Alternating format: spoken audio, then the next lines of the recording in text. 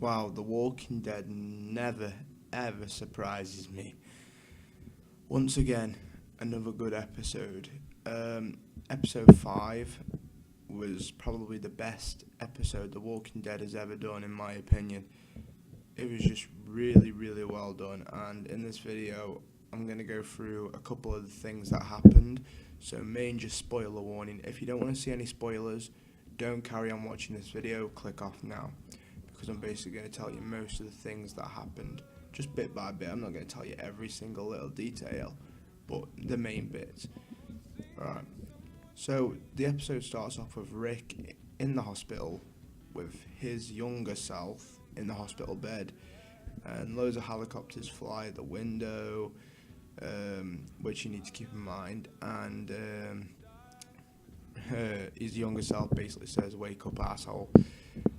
So Rick ends up waking up, and he's in the dilemma he was in with the pipe straight through his stomach.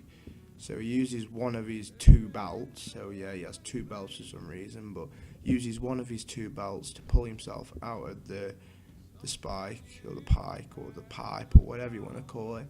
He gets back on the horse and carries on riding. Well, some stuff happens with Maggie and Michonne, all about what happened with the Negan situation, Maggie wanting to kill Negan. I'm just going to go through this now. Basically, she didn't go through with it. She saw him pathetic. She thinks, yes, he is rotting in this cell and he's getting what he deserves. Even still, Negan cries a little bit, saying, "Please kill me." Maggie doesn't in the end. So that's covered.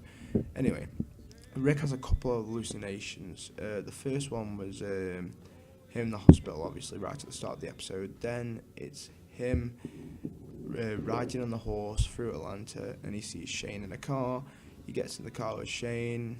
Shane basically says, "How is my baby girl Judith?" And Rick was basically saying, "I'm sorry this happened to you, and he didn't want it to happen, and it shouldn't have happened how it happened." And Shane was saying, "Well, whatever happened made you stronger." And they just talked about that for a bit. I'm not going to spoil too much. Go and watch the episode. It was really good. Next hallucination was with Herschel in his barn, and that was really sad considering Scott Wilson, the actor who played Herschel, died not long ago. But yeah, he was back in it, and that was really heartwarming, that scene. Just explaining Rick saying sorry what happened to you and all that, and it's just memories, it's bringing it all back. Anyway, Rick wakes up and there's a zombie on him, so he deals with all that, gets back on the horse, rides a little bit, passes out again. Next he's in the hospital again. He goes up to the door that says "Open, dead outside," which you say "Don't open, dead inside."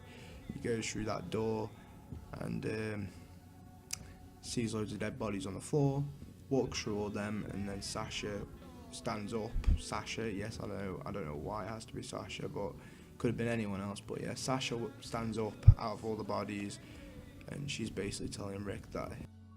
Yeah, Sasha's basically telling Rick that he's got his family and his heart and all that, and he wants to find his family. Not talking about Laurie or Carl, but he's talking about Michonne and Judith. But anyway, yeah. Then he wakes up again and he falls off the horse, goes into the camp, kills a couple of walkers. They land on top of him. He's still walking away. He's on the bridge, and then there's another hallucination of Michonne and Daryl all them running to him. But that wasn't real either, because he actually passed out again. So he wakes up again. Nobody's there to help him. He's walking across the bridge, trying to lead the walkers over the bridge to break the bridge.